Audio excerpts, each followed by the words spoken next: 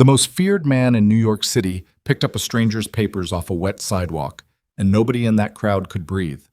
Adrian Valenti didn't do things like that. He didn't stop for people. He didn't notice them. He ended them. But that rainy October night in 1998, something made him stop.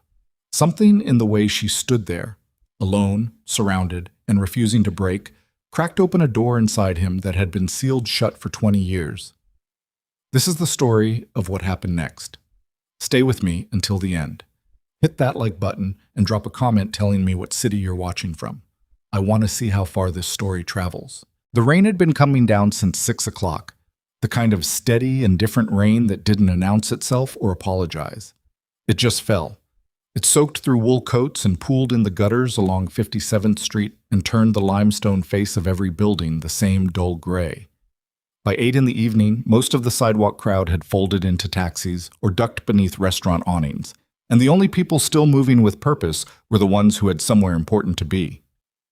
Adrian Valenti was one of those people. He was 41 years old and he moved through Manhattan the way a pressure system moves through weather.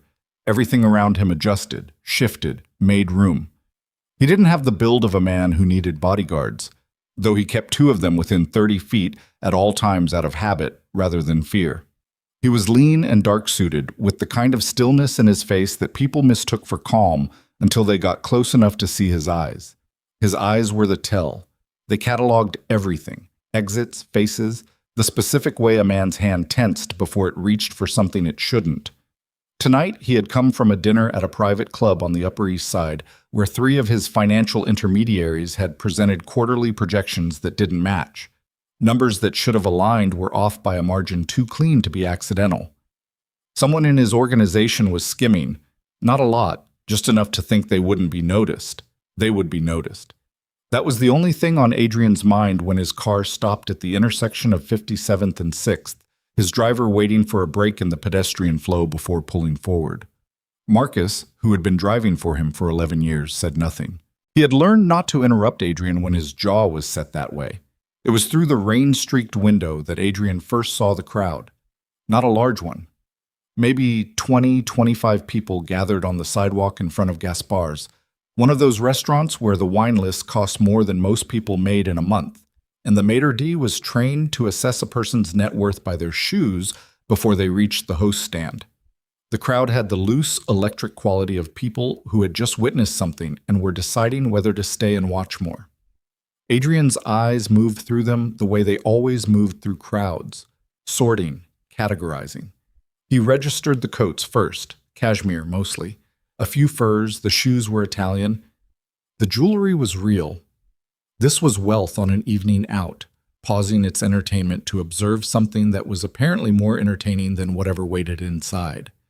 Then he saw what they were watching. She was standing near the curb, maybe 10 feet from the restaurant's entrance, and she was alone in the way that people become alone when a circle forms around them rather than with them. She was a large woman, black, somewhere in her late 20s, and she was wearing a charcoal blazer over a white blouse that was already darkened at the shoulders from the rain. She had a leather portfolio folder pressed to her chest with both arms, and her chin was up. That was the thing Adrian noticed first. Her chin. Not down, not tucked. Up. The man doing most of the talking was standing closest to her. 50s, silver-haired, the kind of face that had been handsome once and had since softened into the comfortable assumption of its own importance. He was addressing the crowd as much as he was addressing her, turning slightly to make sure his audience was with him. "I told you when you arrived," the man was saying. His voice carried the way people's voices carry when they've never had to raise them to be heard. "This establishment has a reservation policy. We have a dress code, and we have standards." Someone in the crowd laughed. Not a big laugh. A quick, appreciating sound, the kind that tells a performer to keep going. "I have a reservation," the woman said. Her voice was steady. No tremor in it, which cost her something. Adrian could see it in the set of her jaw, the slight flex of her fingers around the folder. She was holding something back and it was taking effort. "My name is Amara Brooks. I made the reservation 3 weeks ago under my company's account. If you'd like to check the system—" "We checked," the silver-haired man said. "There was an error." "There wasn't an error." "Are you calling me a liar?" A woman near the front of the crowd, 40s, red coat, the particular smile of someone enjoying a show, tilted her head. "Sweetheart, maybe this just isn't the right place for you." Someone else said something that Adrian couldn't hear from inside the car, but the crowd's response made it clear enough. A ripple of amusement, private and ugly. Amara didn't look at the woman in the red coat. She kept her eyes on the restaurant owner. "I have a meeting in 20 minutes with 2 investors who are expecting to dine here tonight. I'd like to speak to whoever handles your reservations directly." "The matter is settled," the man said. He made a small gesture with one hand, dismissive, like shooing something. "I suggest you find somewhere more suitable." The crowd shifted, making small, approving sounds. And that was when the man standing to the silver-haired man's left, younger, maybe 30, with the restless energy of someone 3 drinks into his evening, reached out and knocked the portfolio folder from Amara's arms. He didn't grab it. He just hit it. An open palm tap, casual and contemptuous, the way you might swat a fly. The folder hit the wet sidewalk, and the pages inside fanned out across the pavement, soaking immediately in the shallow puddles collecting at the curb. Business plans, projection sheets, organized documents that had clearly taken serious time scattered across the wet concrete while the crowd watched and someone laughed. And the man who'd knocked them down didn't even look at what he'd done. Amara crouched down. She started gathering the pages with the focused deliberateness of a person who understood that if she allowed herself to feel the full weight of what had just happened, she might not be able to keep her face composed. Her hands moved quickly. A page slipped in the water and she caught it. Another had drifted toward the gutter and she reached for it. Nobody helped her. The crowd watched. Marcus had already begun easing the car forward through a gap in the pedestrian flow when Adrian said, "Stop." Marcus stopped. Adrian sat there for 3 seconds. He was looking at Amara on her knees on the wet sidewalk, gathering papers while 20 people in cashmere coats stood above her and did nothing. He was looking at the younger man who'd knocked the folder down, who was now saying something to the silver-haired man. Both of them turned slightly away from her, as if she'd already ceased to exist. Adrian opened the door. He was in good shoes and a good suit, and he had not intended, when he woke up this morning, to crouch on a rain-soaked sidewalk on 57th Street. He did it anyway. He went down on one knee on the wet concrete and began picking up papers, and the quality of the silence that fell over that crowd was something different from the silence that had preceded it. This was not the silence of people watching a spectacle.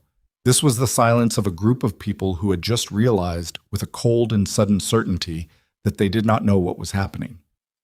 He gathered the pages that were still in recoverable condition and stacked them with the methodical care of someone who understood that what was on those pages had value. He was aware of Amara becoming still beside him. He was aware that she was looking at him. He didn't look back yet. When he had everything he could save, he straightened up. He held the folder out to her. She took it. She was looking at his face with an expression he couldn't immediately categorize. Not gratitude. Not confusion exactly. Something more guarded than either. Adrian turned to look at the crowd. He didn't raise his voice. He never raised his voice. "Apologize," he said. The silver-haired man frowned. "I'm sorry. Do you know who I know exactly who you are, Gerald." Adrian said the name with the flat precision of someone reading from a list. "I know your accountant. I know your attorneys. I know which city councilman you had dinner with last Tuesday and what you asked him for." He paused. "I'm going to ask you one more time.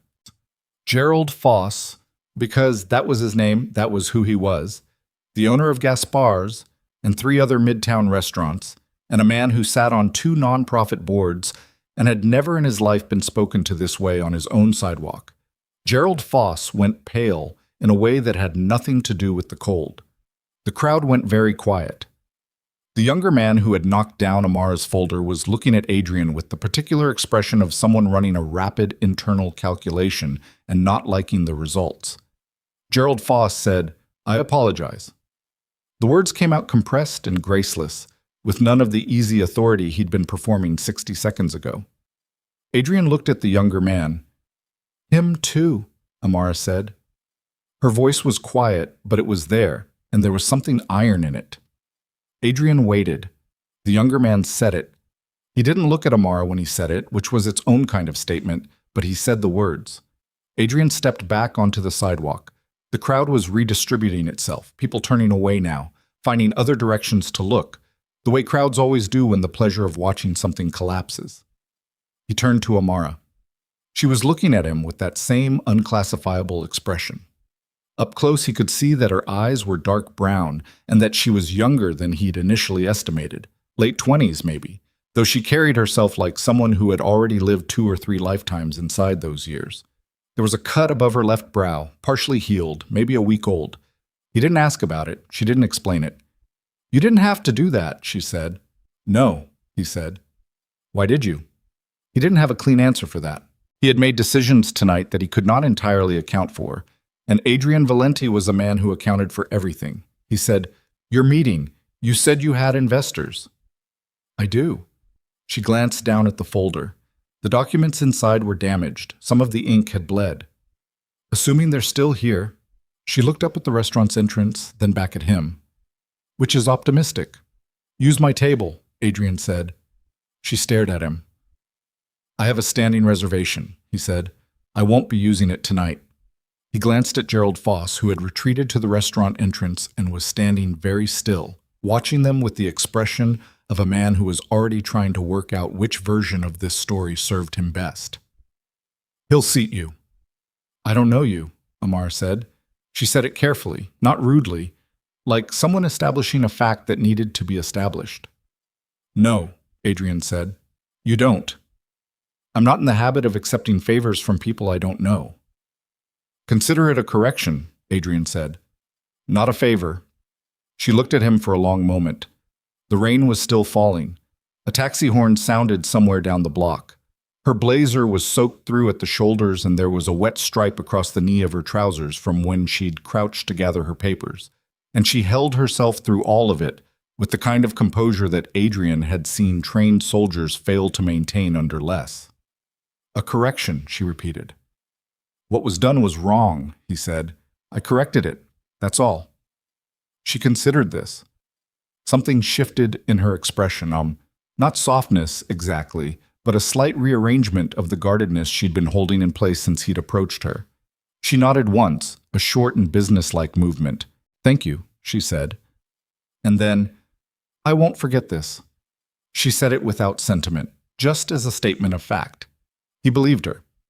He watched her walk back toward Gaspar's entrance, and Gerald Foss stepped aside without being asked, and the door opened and Amara Brooks walked through it with her damaged folder pressed to her chest and her chin still up, same as it had been when 20 people were laughing at her, and Adrian stood on the wet sidewalk and watched until the door closed behind her. Marcus was waiting at the curb. He said nothing. He had learned, over 11 years, when to say nothing. In the car, Adrian sat with his hands still on his thighs. His slacks had a wet patch at the knee. His shoes would need attention. He had not called Dominic back about the accounting discrepancy. He had not called his attorney about the matter that needed to be resolved before midnight. He thought about the way Amara Brooks had looked at him when he crouched down beside her. Not with relief, not with the calculated warmth of someone assessing an opportunity, just looking, measuring. He thought about her voice when she'd told the restaurant owner she wasn't calling him a liar. The flatness of it. The control. "Find out who she is," he said. Marcus didn't ask for clarification. "Amara Brooks?" "Everything," Adrian said. "Company, background. Who she was meeting with tonight and why. Who's been making things difficult for her." Marcus nodded. The car moved into traffic. Adrian looked out the window at the rain and said nothing else. But something had already shifted in the careful architecture of his thinking.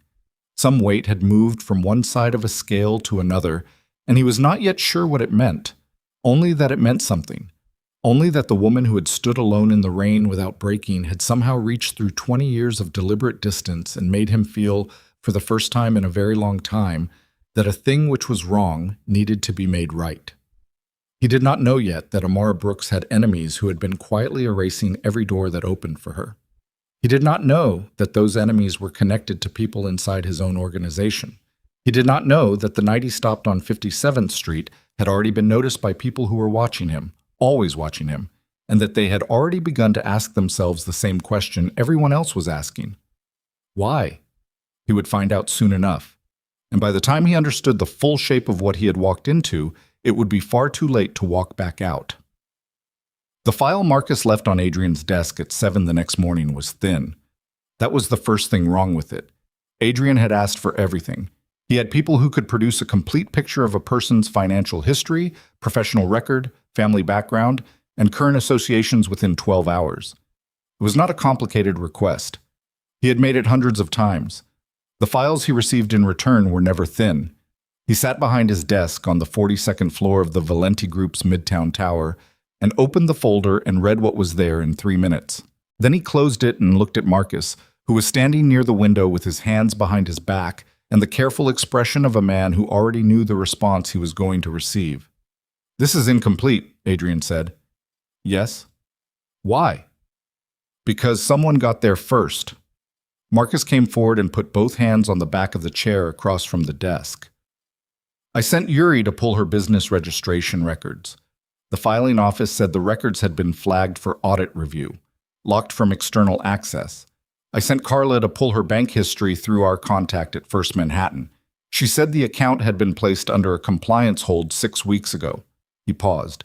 "Nobody could tell us who initiated the hold." Adrian was quiet for a moment. Outside the window, the city was doing what it always did in the morning, moving fast and purposeful and largely indifferent to whatever was happening inside any particular building. He looked at the folder again without opening it. 6 weeks ago," he said. "Yes." "And the investors she was meeting last night?" "A man named Paul Whitmore and a woman named Sandra Chu, both independent venture partners, small firm based in Midtown." Marcus shifted his weight slightly. "They left the restaurant 40 minutes after she arrived. I have someone who was there. He said Whitmore was polite about it. Said they'd been advised by their legal counsel to pause any discussions with Brooks Financial pending an ongoing regulatory inquiry." Adrian looked up. "Regulatory inquiry? Filed by whom?" "That's what I couldn't find." The silence in the room had a different texture now. Adrian put one finger on the closed folder and held it there. "She's being buried," he said. It wasn't a question. "Systematically," Marcus said. "Whoever's doing this knows how to do it without leaving a name on anything." Adrian stood up.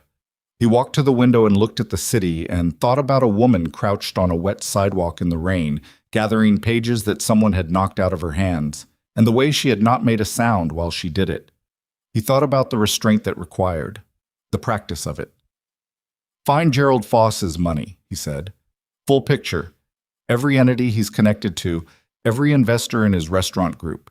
I want to know who's eating at his table that he didn't put on the menu." Marcus wrote something in his notebook. "And Brooks?" Adrian turned from the window. "Don't touch her file again until I tell you. If someone is watching it, I don't want them to know we're looking." He picked up his jacket from the back of his chair. "Where are you going?" Marcus asked, which was unusual. Marcus almost never asked. "To correct something," Adrian said. Amara Brooks kept her office in a building on West 45th that was trying hard not to look as tired as it was. The lobby had been repainted recently. Good color, careful work. But the elevator moved with the slow reluctance of machinery that had been asked to do too much for too long. Adrian rode it to the 9th floor alone and walked down a corridor that smelled like old carpet and good coffee and found suite 912 at the end of the hall. The door was glass with Brooks Financial Partners stenciled on it in clean black letters. Through the glass, he could see an outer office, empty, and a second door behind the reception desk that was partly open. He could hear a phone call in progress. He pushed the outer door open and waited. The voice inside was Amara's. He recognized it immediately.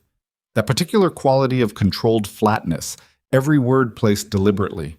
"I understand that," she was saying, "but the inquiry was filed without my notification. I have a legal right to know who initiated it and on what grounds." A pause. "Then I'll need to speak to your supervisor." Another pause, longer. "I see. Thank you for your time." The call ended. Silence. Adrian knocked on the inner door frame. The sound she made was not quite a gasp. It was sharper than that, a quick involuntary intake, the sound of a person whose body responds before their composure can catch up. He heard her stand. Then her face appeared in the doorway, and the composure was entirely back in place, arranged so quickly he might have imagined it had slipped. She looked at him for a moment without speaking. She was in different clothes than last night. Dark trousers, a burgundy blouse, her hair pulled back with the focused economy of someone who had come to work early and intended to stay late. There were shadows under her eyes that hadn't been there last night, or maybe had been there and the rain had made them harder to see. "You know where I work," she said. "Yes."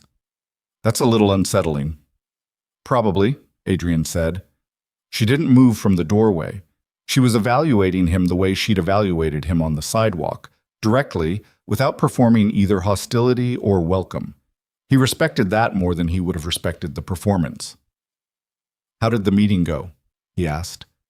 Something moved behind her eyes, quick and dark, and then gone. "Why are you here?" "To talk." "About?" "The regulatory inquiry on your accounts," he said. "The audit hold on your business registration. The investors who were advised to step back from discussions with you 6 weeks ago, around the same time someone filed something that nobody can tell you the name of." The silence that followed was the specific silence of a person who has been carrying a weight alone and has just heard someone else name it out loud for the first time. It lasted 4 seconds. He counted. "You did all of that in one night," she said. "I started last night." "Why?" "Because what I saw on that sidewalk wasn't an accident," he said, "and I don't like the shape of it." She studied him. Then she stepped back from the door and held it open, which was not quite an invitation, but was the absence of a refusal. He walked through. Her office was small and organized with the precision of someone who had made order a survival mechanism rather than an aesthetic preference. The desk was clear except for 3 stacks of documents arranged by what appeared to be urgency. The one on the left was flagged in red, the one in the center in yellow.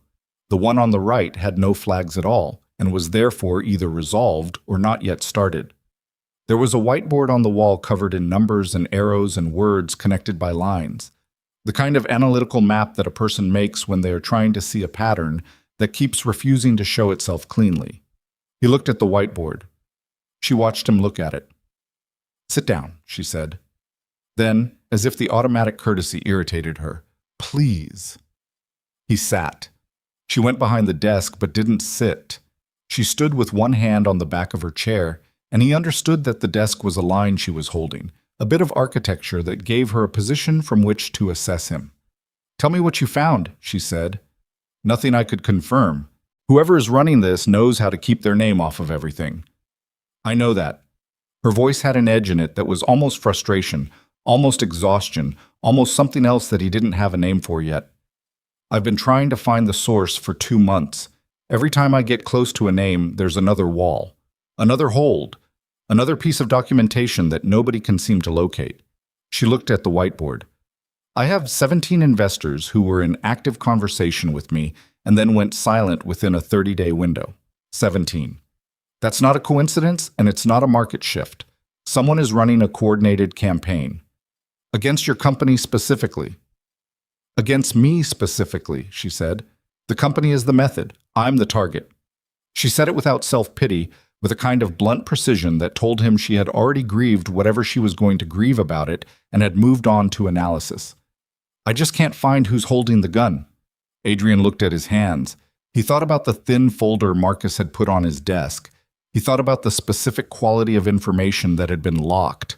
Not destroyed, not erased, but locked, flagged, held in suspension. That was a particular kind of move. It required access to institutional systems. It required the ability to make a bureaucratic process perform a personal vendetta without appearing to. "The man standing next to Gerald Foss last night," Adrian said. "The younger one." Amara's expression shifted. "Preston Hale. You know him." "I know of him. He's the CFO of a private equity firm called Morrow Capital." She sat down now, pulling the chair forward. "Morrow Capital is part of a consortium that controls a significant portion of the commercial real estate I was trying to enter 18 months ago. They passed on my proposal. I thought it was a routine rejection." She paused. "Later, I found out they passed on it the same day my first bank account was flagged." Adrian was quiet for a moment. He was arranging things in his head. Timelines, names, the specific geometry of how power protects itself. "What was the proposal?" he said. "A financial re-entry fund. Capital reinvestment into overlooked commercial corridors in Upper Manhattan and the Bronx. The kind of neighborhoods that get written off as high risk because the analysts who write them off have never spent 30 minutes there. She said it without heat, but with a certainty that had the weight of documented evidence behind it. The projected returns were conservative and achievable. I had the models, I had the data. What I didn't have was the right last name. And Morrow passed. Morrow passed, and then someone made some calls. That's my best theory. I just can't prove it. She folded her hands on the desk. Which is why I'm sitting here watching everything I've built over 6 years get systematically dismantled by people I can't name in a process I can't stop. He looked at her hands. They were still. Completely still. In the way that hands are still when someone is working very hard to make them that way. I have a connection to someone inside Morrow's legal team, Adrian said. She looked at him. Not a friendship, he said, before she could ask. A leverage point. I could use it to access their internal communications around the time they passed on your proposal. The look she gave him was long and careful. And what do you get from that? Information. That's not an answer. It's the only answer I have right now, he said. I want to see who's behind this. I want to see the shape of it. That's not entirely about you. Something in her posture changed, not relaxing, but recalibrating. You think it connects to something in your world. He didn't confirm it. He didn't deny it. He held her gaze and let the silence do the work. She sat back slightly. I don't want to be someone's angle, she said. I've been that before. Someone sees a use for me and wraps it in something that looks like help. Her voice was even, but the words had roots in something older than this conversation. I'd rather struggle on my own than be someone's instrument. I know, he said. You don't know me. No. But I know the difference between someone who wants your success and someone who wants to use your problem. He paused. I'm not pretending I have no interest in what I might find. I'm telling you what the interest is. You can decide what to do with that. She looked at him for a long time. The office was quiet. Somewhere outside in the corridor, a door opened and closed. The coffee smell from earlier had faded into something cooler and more neutral. What do you need from me? She said. Not agreement, just the next question in the sequence. Everything you have. Timeline, names, every rejection letter, every conversation you can reconstruct. The whiteboard, and whatever it doesn't show yet. He stood. And time. This will take more than a day. I've been working on it for 2 months. I know. I'll work faster. She stood too. They were across the desk from each other, and she was looking at him with an expression he was beginning to recognize. Not trust exactly, but the provisional suspension of distrust offered carefully, like something that could be withdrawn without notice. I'll have everything organized by Thursday, she said. Wednesday, he said. Her mouth compressed slightly. Wednesday. He nodded. He picked up his jacket. He was almost to the door when she spoke again. The man who knocked my papers down, she said. Preston Hale. She paused. He knew my name. Before the owner said anything, before I introduced myself, he looked at me and he knew my name. He called me Brooks. Adrian turned. I didn't realize it until I got home last night, she said. He was already there when I arrived. He saw me coming. Adrian stood in the doorway, and the specific shape of what she had just said arranged itself inside his thinking with the cold click of something locking into position. Preston Hale had been waiting. The scene on the sidewalk, the crowd, the owner, the performance of public humiliation had not been spontaneous. It had been staged. Someone had known Amara would be at Gaspar's that night. Someone had put Preston Hale on that sidewalk in advance of her arrival, which meant someone had been watching her movements, planning. And someone had wanted her broken down in public, in front of people whose opinions could damage her further before she walked into a meeting with the last 2 investors who were still willing to consider her. He thought about the thin folder. He thought about the locked files and the compliance holds, and the 17 investors who had gone silent in a 30-day window. He thought about the dinner he had come from last night, the private club on the Upper East Side, the financial intermediaries, the numbers that didn't align. He thought about who sat at that table. Wednesday, he said again, and his voice was different now, quieter, with a different quality underneath it. He left. In the elevator going down, he took out his phone and called Dominic, who handled the operational side of his organization with the steady competence of someone who had been doing it for 15 years and intended to do it for 15 more. "The dinner last night," Adrian said when Dominic picked up. "Bergman and Toth, who introduced them to us originally." Dominic was quiet for a moment. "Stein made the introduction, about 3 years back." "And Stein's current investors. Do we have a full list?" "I'd have to pull it." "Pull it tonight," Adrian said. "And Dominic," he paused, "don't discuss this with anyone else in the office." Another pause, longer. Dominic had worked for him long enough to hear the specific weight in that instruction. "Understood." Adrian ended the call. The elevator reached the lobby. The doors opened onto the tired corridor with its good paint job and its old carpet, and its smell of coffee that had already cooled.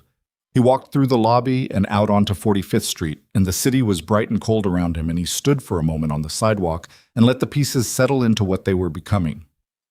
Someone inside his organization had been feeding money out through intermediaries who were connected, somehow through Stein, through Morrow Capital, through Preston Hale, to the same network that had been systematically destroying Amara Brooks. He didn't have the full line yet. He couldn't see all the connections, but he could see enough to know that the night he had stopped on 57th Street had not been coincidence. He had been at that intersection because he had come from a dinner with people who were connected to the people who had put Amara on that sidewalk. He had walked into something. The only question now was how deep it went. His phone rang. Marcus. "The Foss financial picture," Marcus said.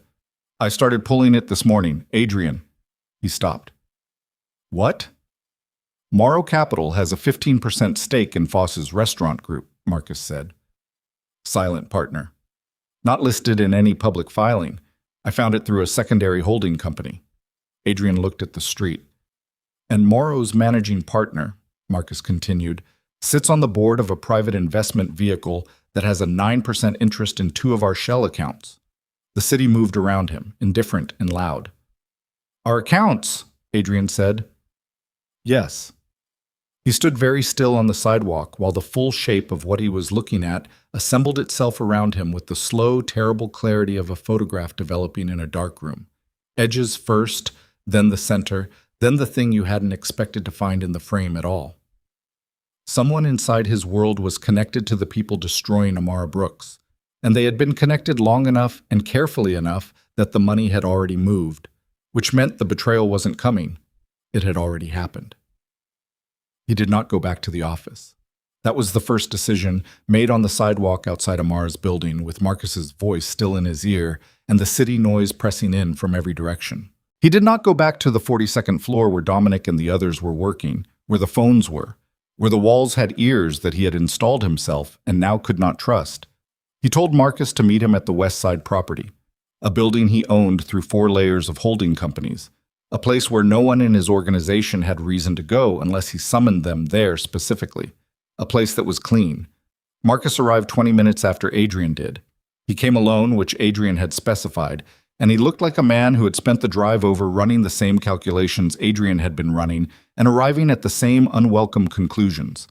They sat at a bare table in a room on the 3rd floor that had nothing in it except 2 chairs and the kind of silence that comes from good insulation and no neighbors. Adrian put the phone on the table between them, face down. "Walk me through it," he said. "From the beginning, every connection you found." Marcus opened his notebook. He talked for 22 minutes without stopping, and Adrian listened without interrupting. And the picture that assembled itself across those 22 minutes was this. Morrow Capital, the private equity firm where Preston Hale served as CFO, held financial stakes in 11 separate business entities. 3 of those entities had indirect relationships with holding companies that were nested inside the Valenti Group's legitimate investment portfolio. The relationships were not recent. The oldest one dated back 4 years. The money that moved through those channels was not large by the standards of what Adrian managed, but it was consistent, and it was structured to stay below the reporting thresholds that would have triggered automatic review. Someone had built a pipeline, slowly, carefully, over 4 years. "Who in our organization has access to those accounts?" Adrian said when Marcus finished. Marcus looked at the notebook without looking at it. Dominic, Stein, two of Stein's people, a man named Carver, and a woman named Peltz. He paused. And me. The silence held. I didn't build it, Marcus said. His voice was level. He met Adrian's eyes and held them, and there was nothing in his expression that Adrian could read as performance. After 11 years, he knew the difference. But I understand why you have to consider it. I'm considering it, Adrian said. Keep going. The structure has Stein's fingerprints on it. The secondary holding company I found, Bauko, the one with the 9% interest in our shell accounts, it was registered in Delaware 18 months ago.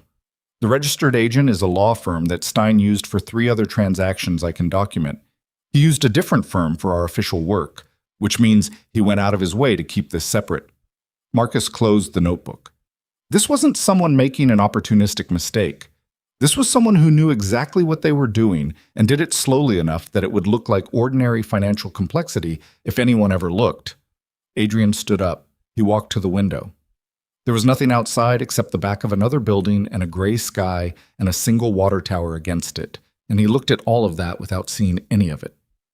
Stein, David Stein, who had been with him for 9 years, who had introduced the intermediaries, who sat 3 offices down from Adrian's own and attended every significant financial meeting and knew the architecture of the Valenti Group's legitimate holdings better than almost anyone alive, who had, apparently, spent the last 4 years quietly building a channel between Adrian's money and the people who were dismantling Amara Brooks.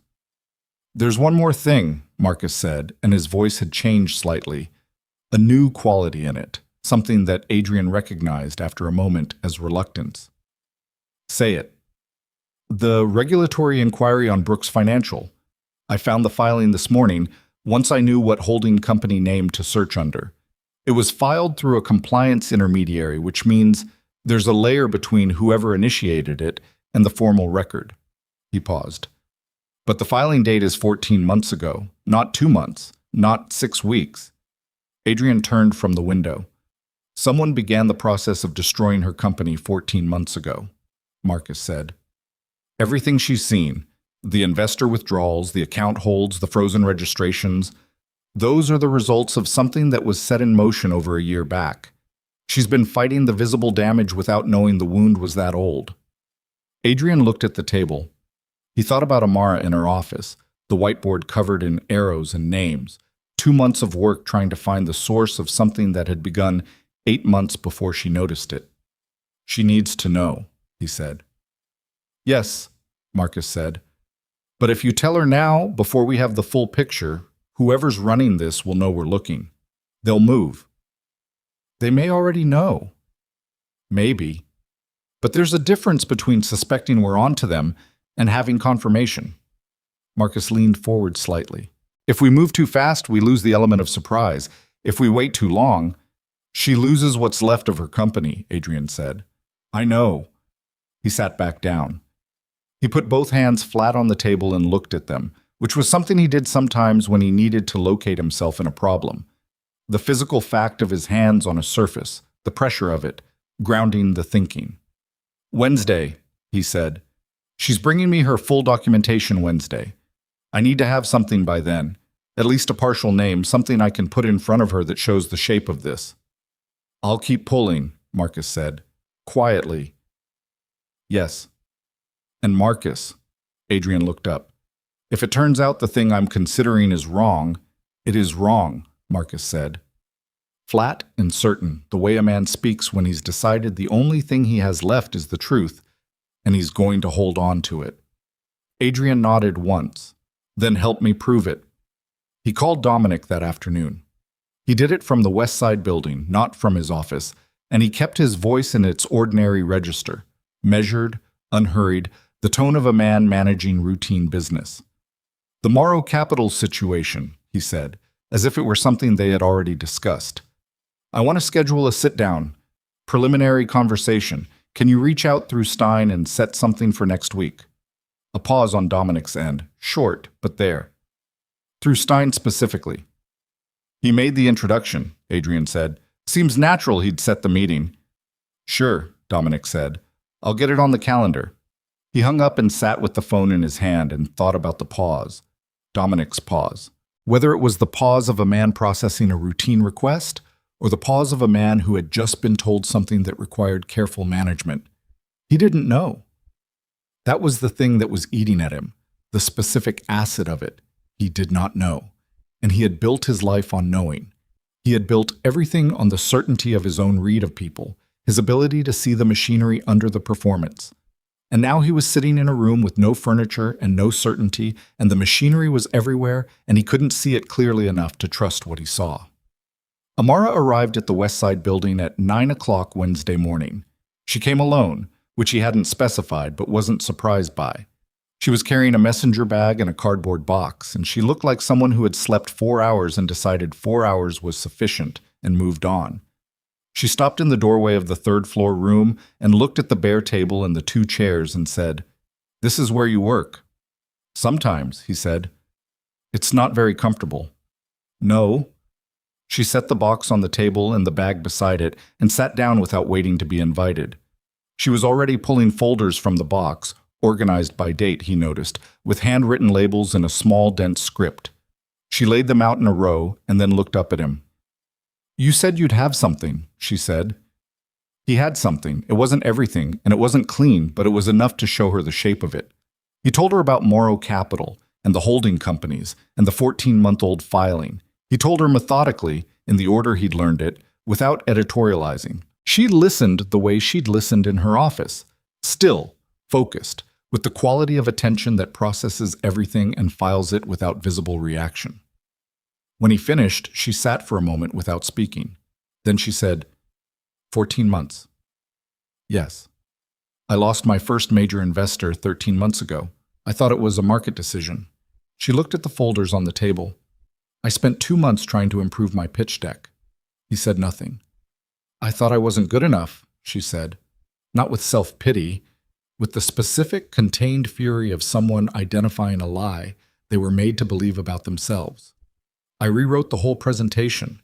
I hired a consultant. I changed my approach 3 times. They were never going to say yes, Adrian said. The decision was already made. Her jaw tightened. She looked at the folders and then looked away from them, at the blank wall to her left, and he could see her working through it. The cost of that year, the energy spent trying to fix something that was broken from the outside, not the inside. Who? She said. I don't have a complete name yet. I have connections that point toward someone inside my own organization. She looked at him then. Really looked at him. The full force of it, assessing.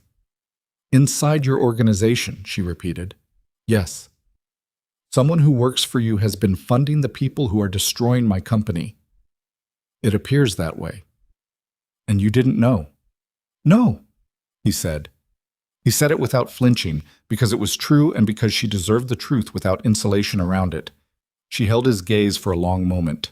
He could see her deciding something, what weight to assign to this information, what it changed, whether it changed anything about her willingness to be in this room with him. That's a significant problem for you, she said finally. Yes. And a significant problem for me, she said, because it means the people destroying me are connected to the most powerful criminal organization in New York.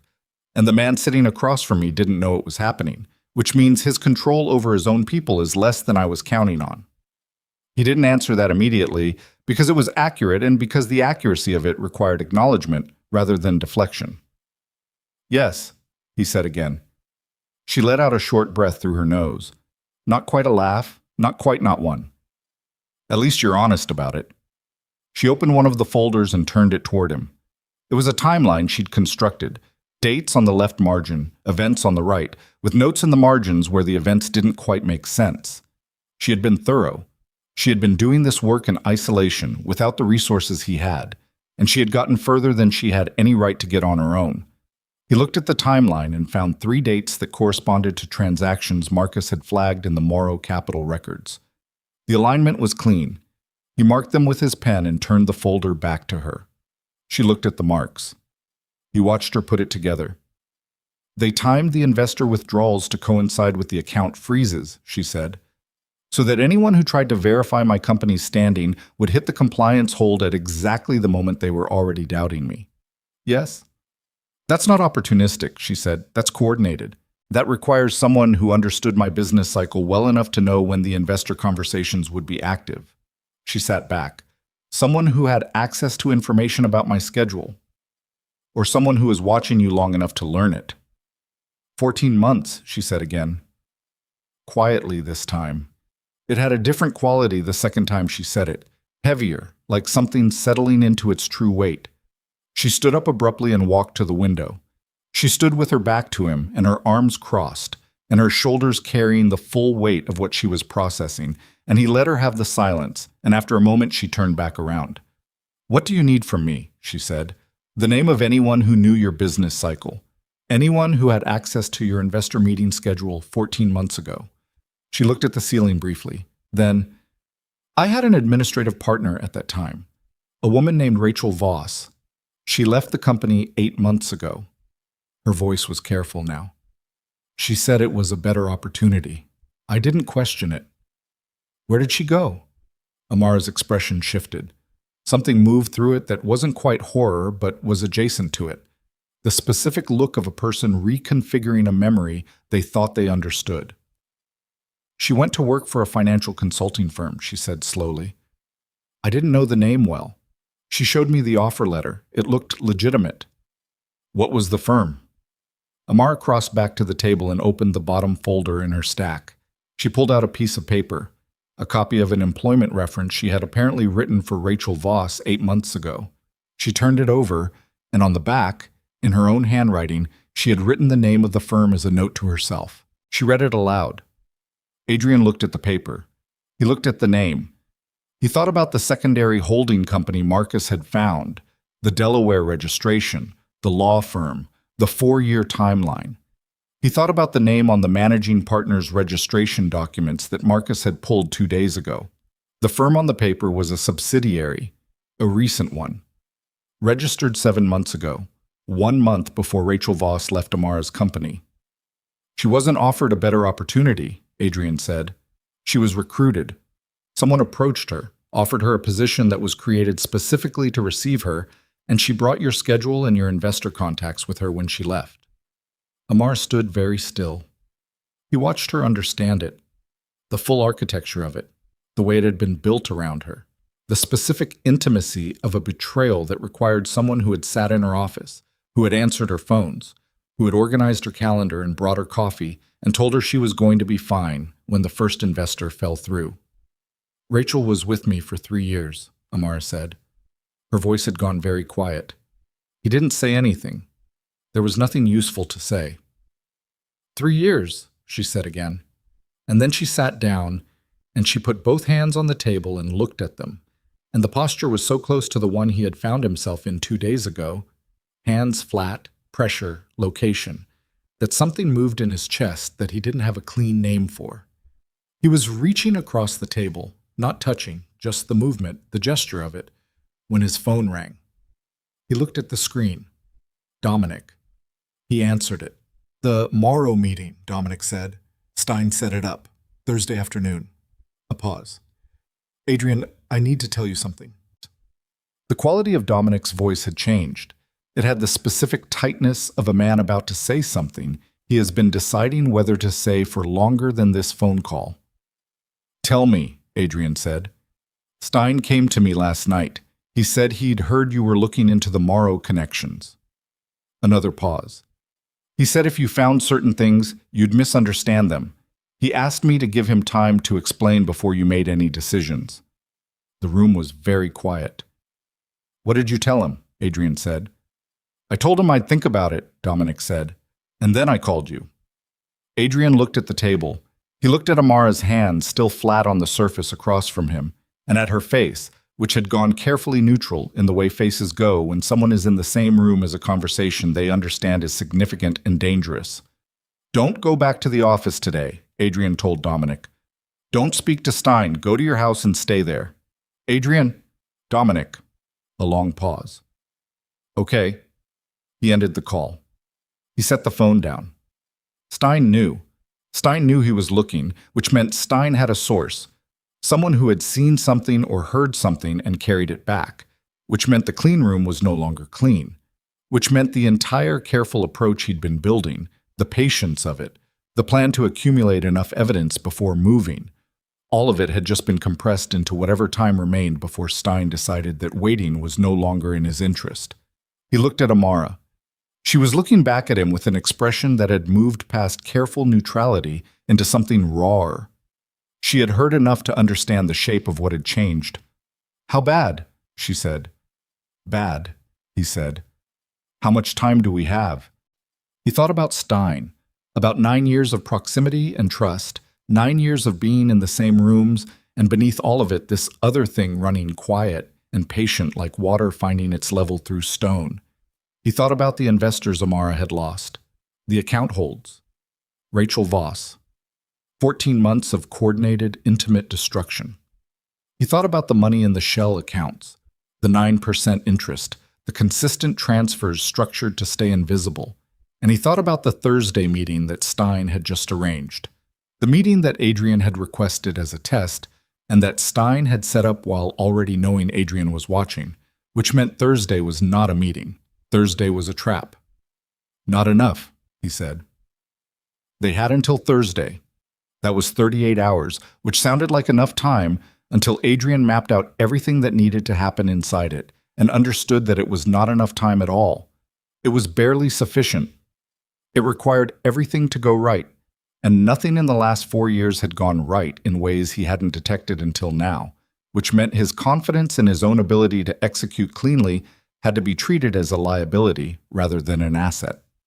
He said all of this to Amara in the bare room on the 3rd floor, standing at the table with the folder spread between them, and she listened the way she had been listening since the beginning, completely, without interrupting, storing everything. When he finished, she said, "What do you need me to do?" Not, "What's going to happen?" Not, "Are we going to be okay?" Just the operational question, the next step, the most useful thing she could offer in the time available.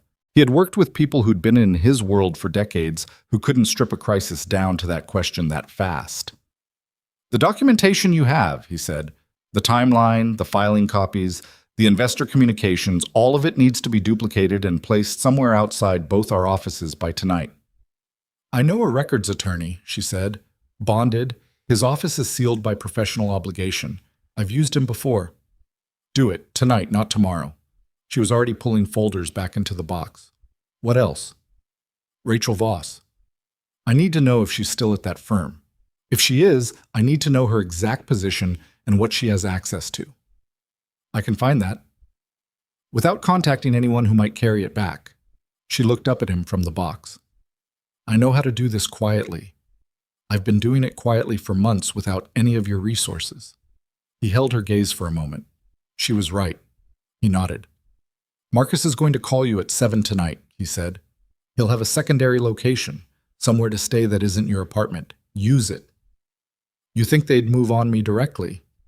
"I think Stein knows I'm looking at Morrow, and Morrow knows what you have on your whiteboard, because Rachel Voss told them 14 months ago. And I think a man who has spent 4 years building something this carefully is not going to let a Wednesday morning unravel it without a response." She straightened up from the box. She stood with both hands on the edge of the table and looked at the folders still spread across the surface and then at him. "If Thursday is a trap," she said, "what's the counter?" "We spring it first," he said, "on our terms, not theirs." She was quiet for a moment, then, "You're going to use the meeting." "The meeting they arranged expecting to control it," he said. "Yes." "And what happens at the meeting that they're not expecting?" He told her. She listened. Her expression didn't change while he talked, but her hands tightened slightly on the table edge. Not fear, he thought, but the physical response of a person whose mind is accelerating ahead of the plan, checking the angles, finding the gaps. When he finished, she stayed quiet for 15 seconds, which was long enough that he was about to speak again when she said, "The documentation alone isn't enough. Even with everything I have, a good attorney can delay proceedings for 2 years. By the time anything is formally established, my company doesn't exist, and you've spent everything you have on litigation." "I know," he said. "So the exposure has to be simultaneous," she said, "legal and public. It has to happen at the same moment in both channels, so there's no window to suppress either one. Yes, he said. That's the problem I haven't solved. She looked at him. I know a journalist, she said. Investigative. She's been working the Morrow Capital angle for 6 months from a completely different direction. A story about predatory practices in emerging market investment. She doesn't know my name is connected to it. If I bring her the financial documentation and she can corroborate it through her own research, she can have something publishable within 72 hours of receiving it. That's after Thursday, Adrian said, which means Thursday has to produce something she can use. Not just documentation of old transactions, something current. Something that happens Thursday that she can place her reporting around. He looked at her across the table. She had just described, in 60 seconds, the missing piece of what he'd been working toward, and she'd found it by coming at the problem from her side rather than his. You'd be putting your name in print, he said. Your company, your involvement, everything. My company is already gone if we don't stop this, she said, and my name is already attached to a regulatory inquiry that someone fabricated. At least this way I choose how the story gets told. He looked at the table, then he looked at the window, then he looked at her. Call the journalist, he said. Tell her you have documentation of a coordinated financial suppression campaign with connections to a private equity firm under federal registration. Don't give her names yet. Get her ready. Amara pulled a small notebook from her bag and wrote something in it. A number, he assumed, memorized. She closed the notebook. Done by tonight. He picked up his jacket. I'll be out of contact for part of the afternoon. If Marcus can't reach me, trust his instructions as mine. Adrian. She said his name for the first time since the rain on 57th Street, and the directness of it stopped him at the door. The man who's been inside your organization for 4 years. When this is over, whatever over looks like, what happens to him? He looked at her for a long moment. Why do you ask? Because I want to know what kind of man I'm doing this with, she said. Not what kind of organization. What kind of man? He thought about Stein. 9 years. The specific quality of a betrayal that had been this patient, this careful, this close. Whatever the law allows, he said, and not more than that. She studied him. He had the sense that she was measuring the answer against something internal, some standard that had been calibrated by experience he wasn't privy to. Whatever the measurement produced, she nodded. He left. Marcus met him at a parking garage on 8th Avenue at noon. They sat in the car on the 3rd level with the engine off and went through everything. The Thursday logistics, the documentation chain, the journalist Amara had mentioned, the question of Dominic's reliability. Marcus had spent the morning pulling financial records on Stein through back channels that bypassed the organization's internal systems, and what he found added 3 more years to the timeline. 7 years, Adrian said. Flat. He was looking at the concrete wall of the parking structure. The first connection I can document goes back to 1991, Marcus said. Small, the kind of thing that looks like a routine business introduction, but it's there. 7 years. Adrian had brought Stein into the organization in 1989. That meant Stein had been building his arrangement with Morrow Capital within 2 years of joining, possibly from the beginning. Possibly he had come in already connected. He was placed, Adrian said. That's what it looks like. Someone put him next to me. Yes. Adrian sat with that for a moment. The parking garage smelled like oil and concrete dust and the particular staleness of enclosed spaces. A car moved through the level below them, its tires marking slow circles on the way down. The Brooks situation, he said. 14 months. That's not when it started with Morrow. That's just when they began moving on her. Right, Marcus said. She was on their radar earlier. I think she came to their attention when she filed her initial investment proposal with the city's commercial development office. That proposal would have been visible to anyone with access to those filings. And someone with Morrow connections saw it and understood what she was building, and decided to stop it before it could become a competitive threat, Marcus said, or before it could draw attention to certain financial practices in the neighborhood she was targeting. Adrian thought about Amara's whiteboard, the arrows and the names and the lines she had drawn by hand, trying to see a pattern that had been designed to be invisible. 17 investors in a 30-day window. The administrative partner who had left with a calendar full of carefully observed information. He thought about the woman in the rain who had not broken. He thought about what it had cost her to not break, the specific sustained expenditure of energy that composure requires when you are being broken from the outside and you don't know the source of it. "Thursday," he said. "Tell me the venue." Marcus told him. It was a private dining room in a club in Midtown. Stein's choice, which meant Morrow's choice, which meant the room had been selected for reasons that weren't about the quality of the food. Adrian knew the building. He knew the floor plan. He thought about the exits and the service entrance and the specific acoustics of rooms on that level and what they meant for what he was planning. "I need 2 things by Thursday morning," he said. "A copy of every transaction Marcus can document between Stein and the Morrow-connected entities, and a working relationship with someone inside the regulatory body that filed the inquiry on Brooks Financial, someone who can tell me who initiated the filing and produced the original authorization request." "The second one is harder," Marcus said. "I know. Start on it tonight." He was moving on Stein before Stein could move on him, and the margin between those 2 things was 36 hours, and Adrian spent every one of them working. Thursday arrived the way disaster often does. Clear-skied, almost pleasant, the city doing nothing to mark the occasion. Adrian dressed carefully. Dark suit, white shirt, no tie. He ate breakfast at the West Side building, sitting alone at the bare table with coffee he'd made himself, and he went through the plan one more time in his head, checking every joint, looking for the place it could fail. There were 3 places. He had contingencies for 2 of them. The third one depended on Amara, and he had stopped building contingencies for the things that depended on Amara because he had concluded, somewhere in the 36 hours just completed, that she did not require them. Marcus arrived at 11 with a sealed envelope. Inside were the transaction documents, everything he could compile, organized in the order of escalating significance, the kind of sequence that tells a story even to a reader who doesn't know the subject. At the back was a single sheet from Marcus's contact inside the regulatory body, the name of the official who had authorized the filing on Brooks Financial, and the date, and the law firm that had made the request on behalf of an unnamed client. The law firm was the same one that had registered the Delaware holding company. The unnamed client, based on the authorization chain, was a principal at Morrow Capital, not Preston Hale.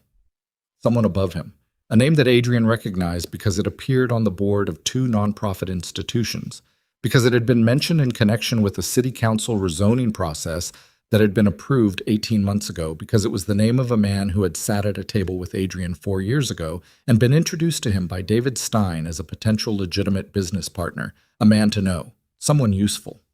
A man named William Carver. Not Stein's subordinate Carver, a different Carver entirely.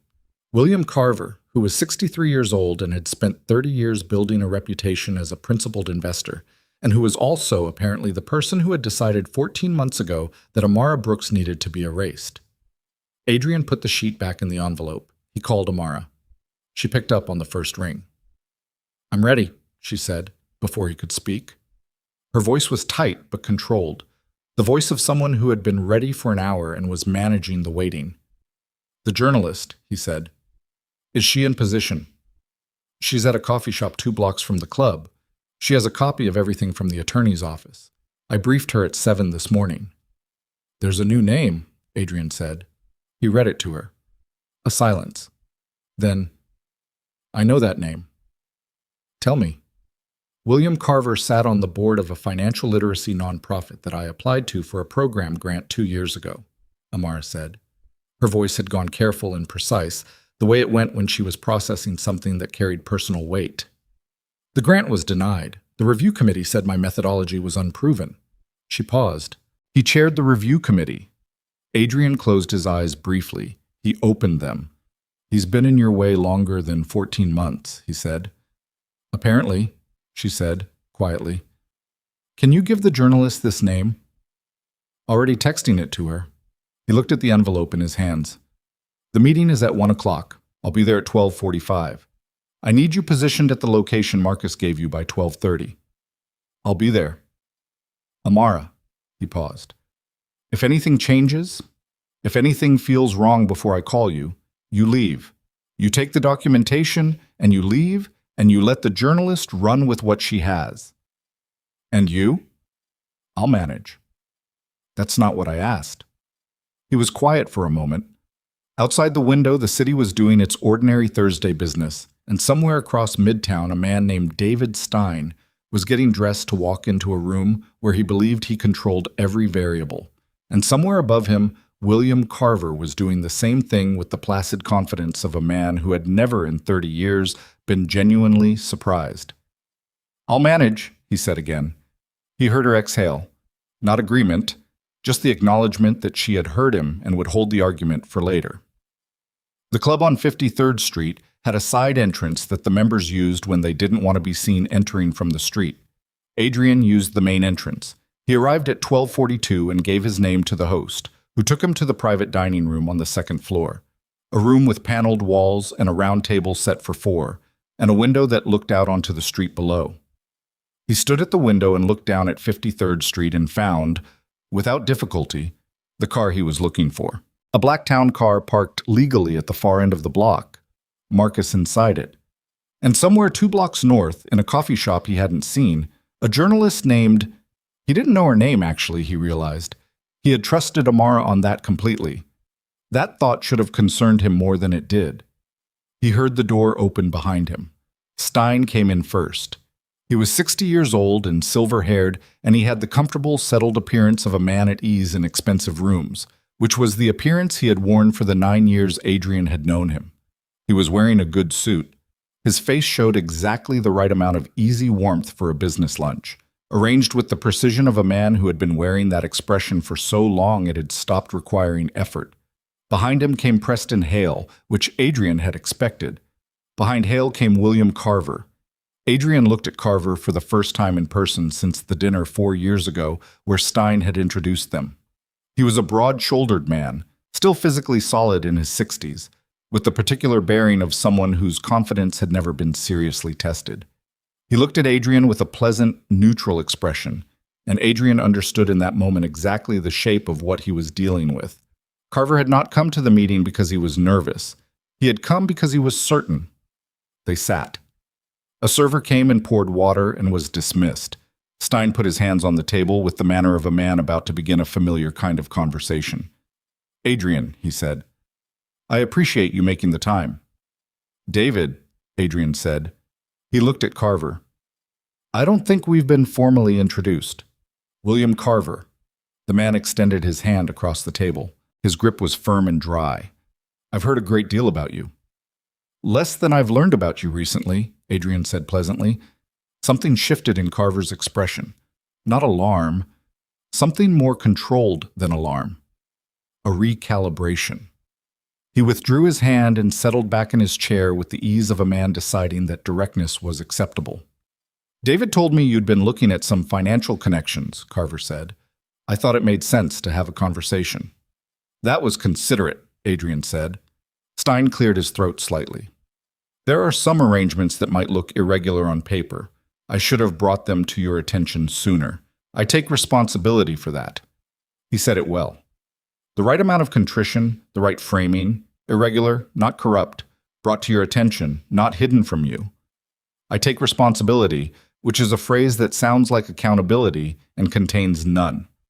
9 years of proximity, and this was what he offered, a performance so polished it had probably worked on other men in other rooms.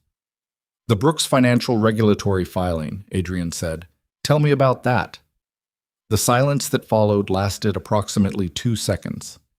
In those 2 seconds, Stein's expression went through 3 distinct adjustments and landed on confusion, and Carver's expression did not move at all, which was the more informative response.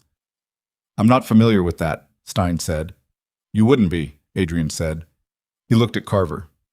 That was yours. Carver picked up his water glass. He drank from it slowly and set it down. I don't know what you're referring to. William Carver. Managing Principal, third-tier entity in the Morrow Capital structure. The authorization request for the regulatory filing on Brooks Financial Partners was submitted by the law firm of Hadley and Cross on behalf of an unnamed principal. The authorization chain leads to you. Adrian reached into his jacket and placed the single sheet on the table, face up, turned toward Carver. That's the document. Carver looked at the sheet. He did not pick it up. Hale, who had not spoken since entering the room, was looking at his water glass with the focused attention of a man who has decided that not moving is the safest available option. "You've been busy," Carver said. His voice was still pleasant, still controlled. The voice of a man who had options and knew it. "I've had help," Adrian said. "The Brooks woman," Carver said. "Not a question." "She's more capable than you gave her credit for," Adrian said. "Which is partly why you've spent 14 months trying to erase her." Carver tilted his head slightly. The pleasantness in his expression didn't disappear. It transformed into something that sat alongside amusement and held something harder under it. "You've developed an interesting attachment for a woman you met on a sidewalk 10 days ago." "This stopped being about one person a while ago," Adrian said. "The money moving through my shell accounts into your holding structure. The transactions your people ran through intermediaries that Stein introduced. That's not about Amara Brooks. That's about what you've been doing inside my organization for 7 years." Stein went very still. Carver's eyes moved to Stein briefly and then back to Adrian, and in that movement Adrian saw the specific geometry of their arrangement, who had been the instrument and who had been the hand holding it, and what each of them understood about the exposure they were now sitting inside. "You don't have enough," Carver said. "I have enough to start," Adrian said, "and the rest is being published." Carver's pleasantness finally moved. Not much.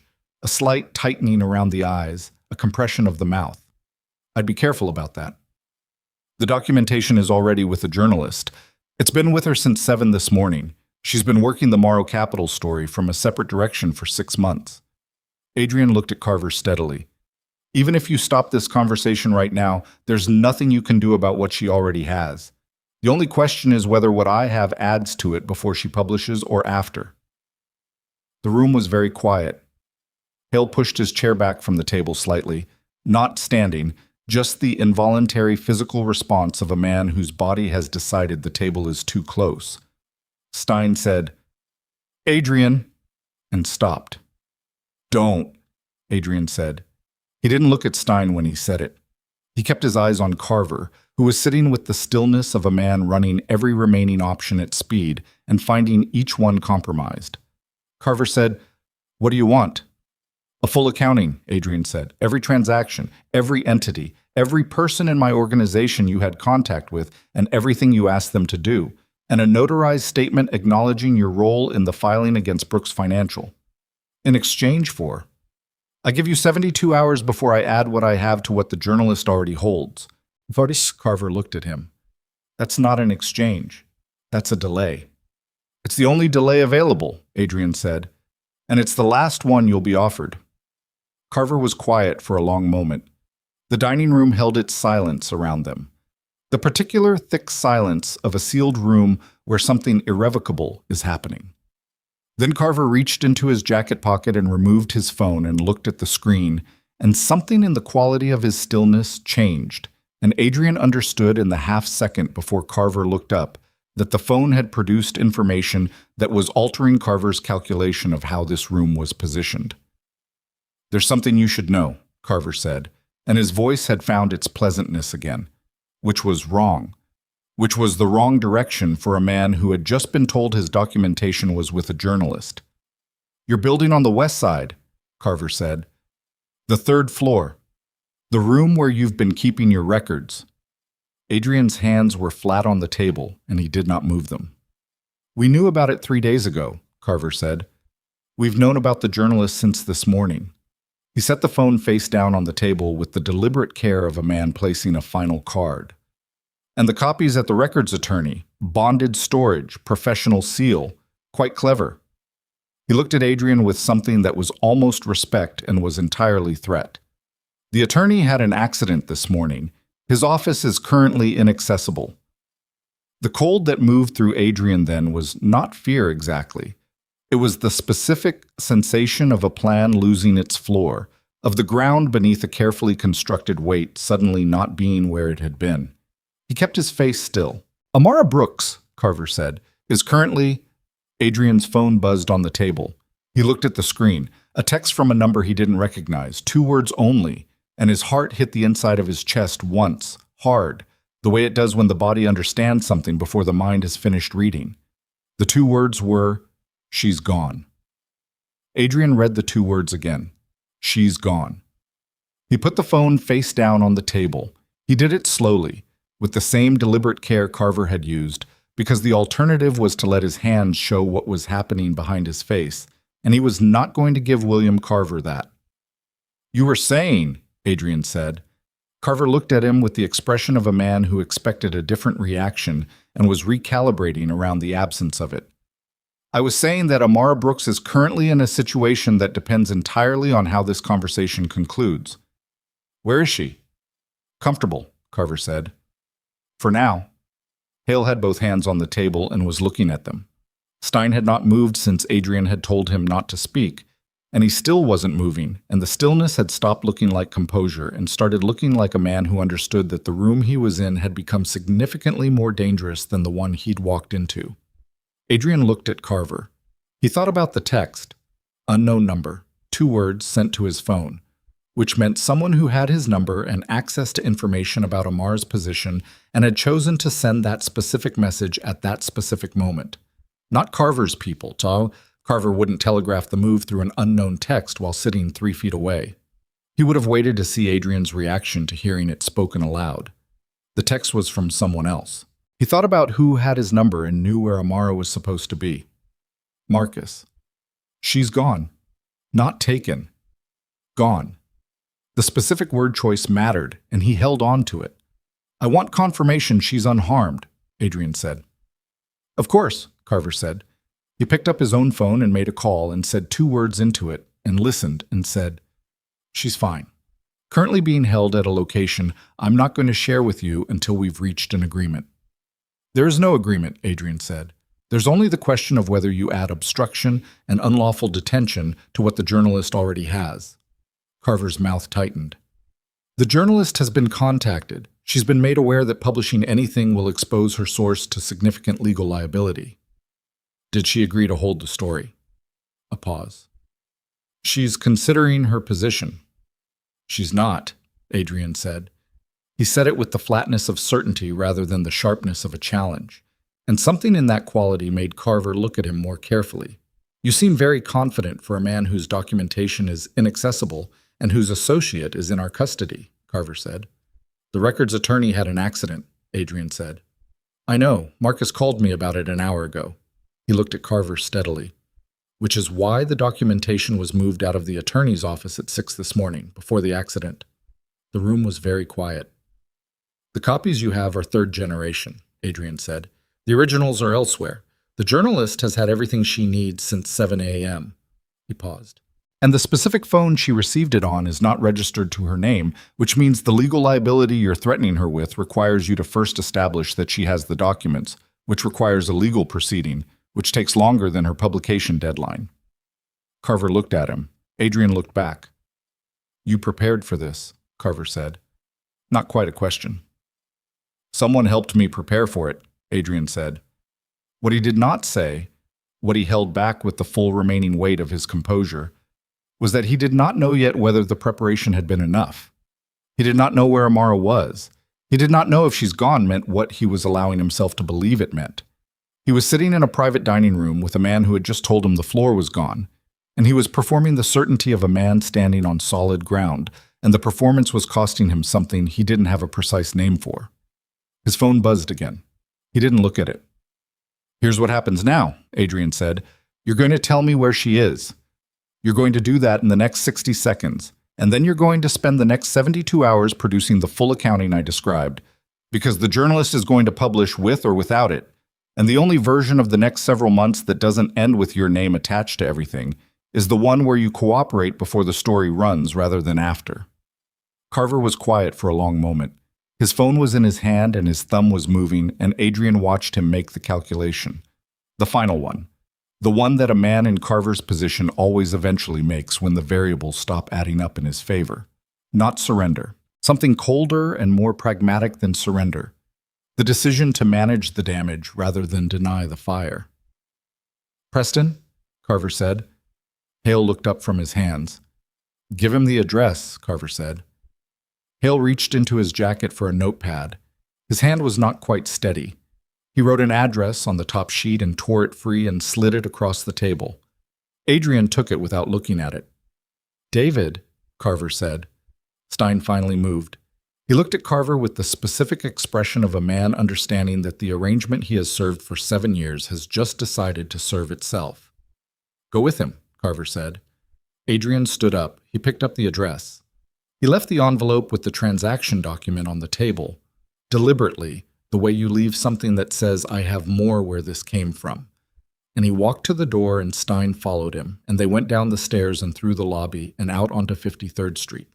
The town car was at the end of the block. Marcus was already out of it, standing on the sidewalk, and when Adrian reached him, he handed over the address without speaking. Marcus looked at it and made a call and listened and said, 7 minutes. Adrian stood on the sidewalk. The city moved around him. He breathed slowly and evenly and kept his hands at his sides. "The text," he said. "I sent it," Marcus said. "She's gone meaning." She left the secondary location at 12:50. She told the contact I'd placed there that she had something she needed to do, and she left. Marcus's voice was level, but the levelness was working. "I didn't know until 12:40. I sent the text so you'd know the situation had changed without giving Carver the satisfaction of seeing you hear it." "Where did she go?" Marcus looked at him. "I think she went to the journalist." Adrian said nothing. "She called me at 11:30, Marcus said. "She asked me 2 questions. She asked whether the documentation at the attorney's office had been moved. I told her yes, it had, early this morning, and she asked whether the journalist had everything she needed to publish without any additional material from the Thursday meeting." "What did you tell her?" "I told her almost everything. That there was one name still missing from the financial chain. The one you found this morning. William Carver." Adrian looked at the end of the block. A cab moved through the intersection, unhurried. "She already knew the name," he said. It was not a question. He was assembling it as he said it.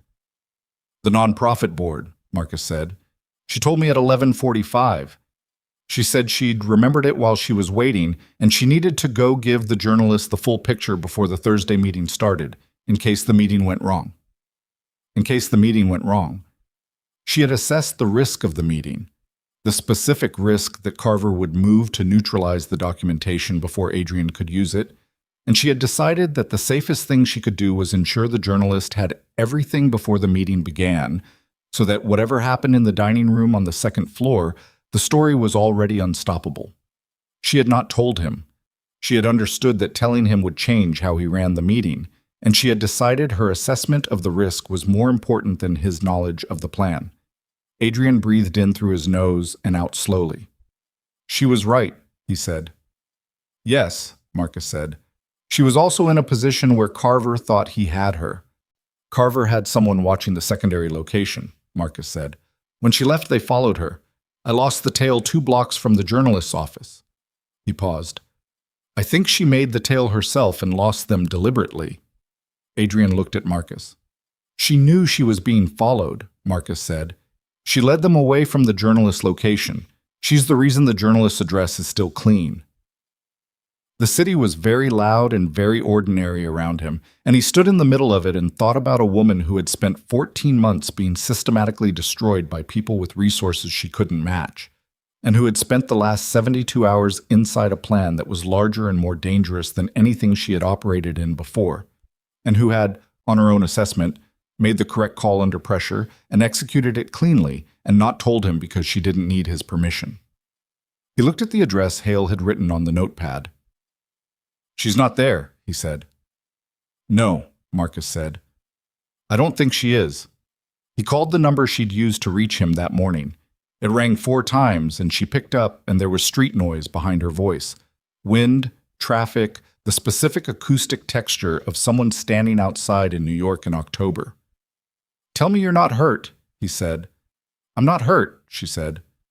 "Where are you?" 53rd Street, outside the club. "How did the meeting go?" "Carver gave us the address of where he said you were being held." He paused. "You weren't there." A short silence on her end. "No, I wasn't." Another pause. "I'm sorry I didn't tell you."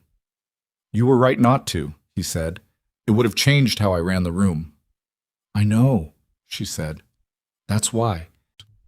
He stood on the sidewalk with the phone to his ear and the city around him and Stein standing 6 feet away, looking at the pavement with the expression of a man who has recently understood the precise dimensions of the mistake he has been living for 7 years.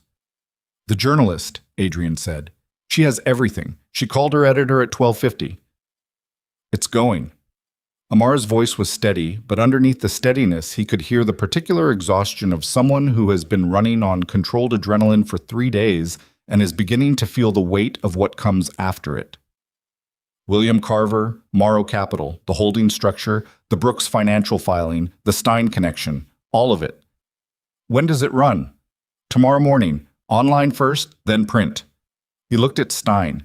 Stein was looking at the ground, and his jaw was tight, and his hands were at his sides, and he was standing with the posture of a man who has finally stopped performing and is simply standing in what he has made.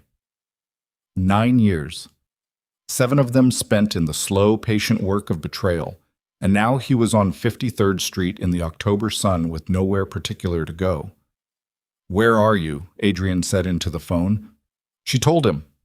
She was 6 blocks away, on a bench in a small plaza off of 6th Avenue, and when he walked up to her 15 minutes later, she was sitting with her messenger bag in her lap, and her eyes on the middle distance, and her shoulders carrying the particular tiredness of someone who has put down a weight they've been carrying alone for 14 months and isn't quite sure yet what their body does without it.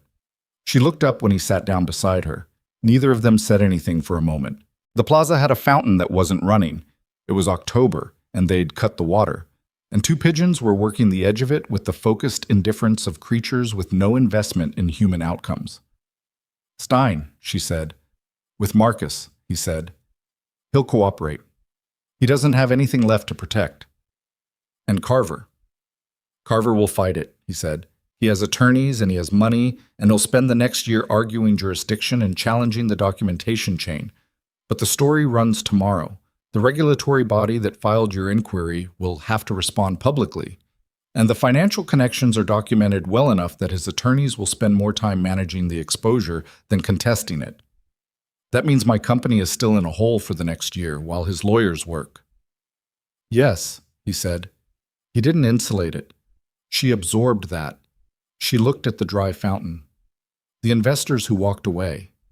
Some will come back when the story runs. Some won't. They'll have other concerns by then, and your situation won't be their priority. He looked at her profile. It won't be clean, it won't be fast, and none of the people who spent 14 months doing this to you will spend a single night in a cell for it. She was quiet. I know, she said. I knew that going in. And, she looked at him, and it's still better than where I was 10 days ago. She said it without satisfaction and without resignation, just as a calibration of the actual distance traveled. 10 days ago, I didn't know who was doing it. Now I do, and tomorrow everyone else does too. That changes what I can build next. He looked at her. You lost Rachel Voss, he said. 3 years of proximity, and she was feeding information to the people trying to erase you. Something moved in Amar's expression. Not grief exactly. Something quieter than that. The specific expression of a pain that has already been processed enough to be looked at directly. I know. That's not a small thing. No, she said. It isn't. She put her hands in her lap and looked at them. I've been thinking about why she did it, whether it was purely financial or whether she had her own reasons for wanting me to fail. I don't have an answer. I may never have one. She looked up. But I've decided I'm not going to spend the next year trying to get one. I'm going to spend it rebuilding. He looked at the dry fountain. One of the pigeons had found something worth pecking at the base of it and was committed to the project. The foundation, Amar said. He looked back at her. You have infrastructure, she said. Legal entities, financial channels, contacts across the institutional landscape of this city. Some of it legitimate, some of it not, but all of it functional. She looked at him with the direct, measuring quality he had first seen on a wet sidewalk 10 nights ago. I have the financial modeling and the credibility that will come from tomorrow's story, and I have a proposal that was sound 2 years ago and is still sound now. The Commercial Reinvestment Fund, he said. The neighborhoods that get written off because the analysts who write them off have never spent 30 minutes there, she said. Yes. You want to build it together. I want to build it with resources that actually exist, she said, not with promises from investors who can be pressured into walking away. She paused. I'm not asking you to save it. I'm asking you if you want to be part of something that works. He looked at her for a long moment. The October sun was thin and pale, and the plaza was nearly empty. A man eating a sandwich on a bench across the way, a woman pushing a stroller through without stopping, the two pigeons undistracted by any of it. He thought about the 42nd floor and the thin folder on his desk and the dinner at the private club where 3 intermediaries had presented numbers that didn't align. He thought about 9 years and 7 of them stolen and the specific quality of a betrayal that is patient enough to look like loyalty until it doesn't. He thought about the night he'd stopped his car on 57th Street and crouched on a wet sidewalk and picked up pages he had no reason to pick up, and the fact that he still could not give a clean account of why he'd done it, only that something in the way she'd stood there had reached through 20 years of deliberate distance and reminded him that the decision to stop was still available to him. He thought about what she had said in her office 10 days ago. Not the words exactly, but the quality underneath them. The difference between someone who wants your success and someone who wants to use your problem. Yes, he said. She looked at him, not with relief, with the careful, measured acknowledgement of a person who expected the answer but needed to hear it confirmed. There are conditions, he said. There always are. Everything through legitimate channels. I have entities that can be restructured for this. Nothing that creates exposure for the fund or the people it serves. Agreed. And the modeling is yours, he said. The financial architecture, the neighborhood selection criteria, the performance metrics, that's your domain. I don't override it. She looked at him steadily. You're very comfortable ceding control for a man who runs a criminal organization. I'm comfortable ceding control when the person I'm ceding it to is better at the thing than I am, he said. That's not generosity, it's efficiency. She was quiet for a moment. Then, very slightly, the corner of her mouth moved. It wasn't quite a smile. It was something more restrained than that, the almost involuntary expression of a person acknowledging that a thing is, against probability, working out. Okay, she said. They sat there in the thin October sun for another few minutes without speaking, which was its own kind of conversation. The particular silence of two people who have been through something together and are sitting in the aftermath of it, taking inventory. After a while, she said, "The cut above my eye." He looked at her. The cut had healed in the 10 days since he'd first noticed it on the sidewalk. There was a faint line remaining, barely visible. "You noticed it the first night," she said. "You didn't ask." "No. 2 weeks before that night, I was leaving my office late. Someone followed me for 4 blocks, and when I stopped to confront them, they left. But they'd gotten close enough to—" She touched the spot briefly with 2 fingers. "Before I got away." She dropped her hand.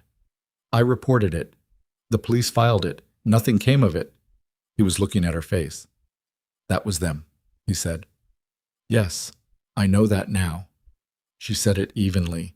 "They wanted me scared enough to stop, to walk away from the proposal before I could get it in front of anyone who might say yes." She looked at the fountain. "It almost worked. I spent 3 days barely leaving my apartment." She paused. "Then I thought about my mother, who worked the same job for 31 years and never once called in sick, because she said that what you show up for is what you get to keep, and I got up." He said nothing. There was nothing useful to add to that, and he knew enough to know it. She stood up. She slung the messenger bag over her shoulder and looked down at him briefly, and there was something in the look that was different from all the preceding looks. Less assessment in it, less the weighing of variables, something quieter. "The journalist wants to speak to you," she said. "For the record." "I know." "Will you?" He thought about it. His name in print attached to this story. The Valenti name, with its specific and well-documented history, the complications of that, the exposure. "Yes," he said. She nodded. She started to move and then stopped. She was looking across the plaza at something he couldn't immediately locate. Then he followed her gaze and found it. A woman about her age, across the far side of the plaza, standing with her coat pulled around her and her face tipped up to the thin sun, her eyes closed, just standing there in it. Amara looked at that woman for a moment. Then she looked back at him. "Come on," she said. "We have work to do." He stood up. They walked out of the plaza together, and the city received them the way it always received people. Without ceremony, without acknowledgement, with the great indifferent forward movement that had been its defining characteristic for as long as anyone who lived in it could remember. Two people among millions, walking north on 6th Avenue in the October cold. The story ran the next morning. Online at 6 a.m., front page of the print edition by 7. The journalist, her name was Dana Reyes, and she had been working the Morrow Capital thread for 6 months from the direction of a story about predatory investment practices, had written it cleanly and thoroughly with the specific quality of journalism that knows it only gets one shot at something this size and takes it without hedging. William Carver's attorneys issued a statement within 2 hours calling the reporting inaccurate and misleading. By noon, 3 regulatory bodies had announced preliminary inquiries. By the following Monday, 2 of Carver's board positions had been quietly suspended pending review. David Stein provided a full accounting. It took 11 days and 3 sessions with Marcus and an attorney, and it was the most comprehensive documentation of the Valenti Group's compromise channels that Adrian had ever seen, which was its own particular education in the cost of misplaced trust. The money that had moved through Stein's arrangements was recovered where it could be recovered. Where it couldn't, Adrian wrote it off and closed the accounts and restructured what remained. He did not destroy Stein. He had told Amara whatever the law allows, and he held to that, and the law allowed for significant civil and financial consequence without requiring Adrian to add to it. Stein left New York in February. Adrian did not follow where he went. Preston Hale cooperated with the regulatory inquiries and received a reduced consequence for doing so. Gerald Foss settled 3 complaints related to discriminatory practices at his restaurants within 4 months of the story running. He did not apologize again, but he also did not reopen Gaspar's under its original name. Rachel Voss was harder.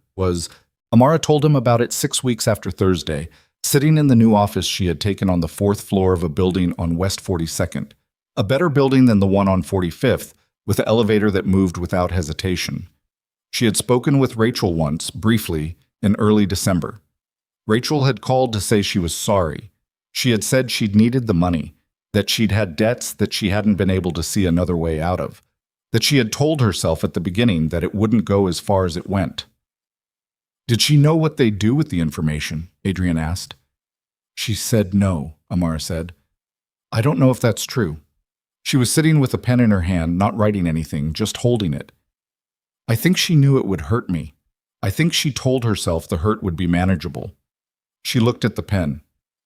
People do that. They tell themselves the damage they're enabling is smaller than it is because they need it to be. He said nothing. I'm not going to forgive her, Amara said. I want to be clear about that. Forgiveness is something people ask for because it makes them feel better, and I'm not in the business of making people feel better at my own expense. She set the pen down. But I'm also not going to carry her in my chest for the next 20 years. She made a decision.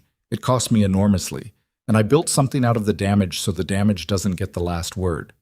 He looked at her. She looked back. The fund, she said. The first neighborhood cohort. We have 4 applicants ready to move to the due diligence phase. I know, he said. Marcus sent me the files. The projected return on the first cohort is conservative, she said. 18 months to initial yield. That's a long horizon for your investors. My investors have been told the horizon, he said. They've agreed to it. And if the first cohort underperforms, then the second cohort incorporates what the first one taught us, he said. That's how things are built. She looked at him with the expression he had been learning to read over the 2 months since the plaza. The one that was not quite a smile but contained the structural elements of one, the expression of a person who finds something unexpectedly worth the weight of it. You've changed, she said. He considered that. Maybe. Not into something soft, she said. Don't mistake me. You're still the most unsettling person I've ever had a business meeting with. That's a low bar. It really isn't, she said. She picked the pen back up. But you make decisions differently now. You think about what things cost before you pay them. She looked at the desk. That's not nothing. He sat in the chair across from her desk, in her office, with her whiteboard behind her, now covered in a new set of arrows and names and lines. And this time the lines were connecting things that were being built rather than things that had been taken apart. He thought about the night on 57th Street, the rain, the crowd, the specific quality of the silence when he had stepped forward and everyone had understood, with a cold and immediate certainty, that something was different now. He had not planned it. He had stopped the car and opened the door and acted from something he couldn't fully account for, some pressure at the base of his chest that said, "This is wrong, and you're going to correct it," and he had followed it without a full analysis of where it led. It had led here, to a fourth-floor office on West 42nd with a whiteboard covered in the architecture of something that was trying to become real. He looked at Amara, who was writing something now, the pen moving quickly, her attention already moving forward into the next problem. She had the focused, slightly preoccupied expression of a person whose mind is working faster than her hand, and the morning light from the window beside her desk caught the angle of her face and the healed line above her left eye that was barely visible now, and he thought about everything it had cost her to arrive at this desk, in this light, writing this way. She had not been saved. That was the thing he had come to understand clearly enough to stop reaching for a different version of it. She had been engaged. There was a difference, and the difference mattered more than he'd known how to say in the first days after the rain, but he understood it fully now. She looked up. "You're staring," she said. "I'm thinking," he said. About the night on 57th Street, he said. "Whether I would do it again."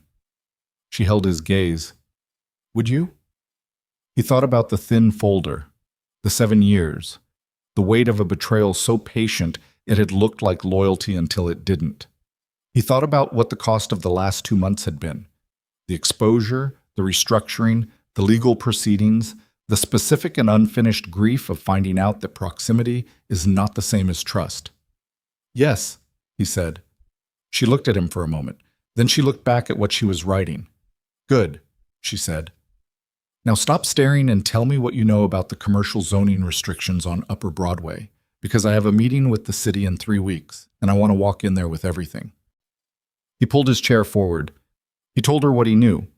Outside the window, the city moved in its indifferent, endless way, the way it had moved on the night of the rain and every night before it, the way it would move long after both of them were gone. It didn't care what had been built or what had been broken or what had been, against considerable odds, repaired. It just moved, which was perhaps its most honest quality. But inside the fourth-floor office on West 42nd Street, two people who had found each other on a wet sidewalk in October were building something that hadn't existed before, one problem at a time, which is the only way anything worth keeping has ever been made.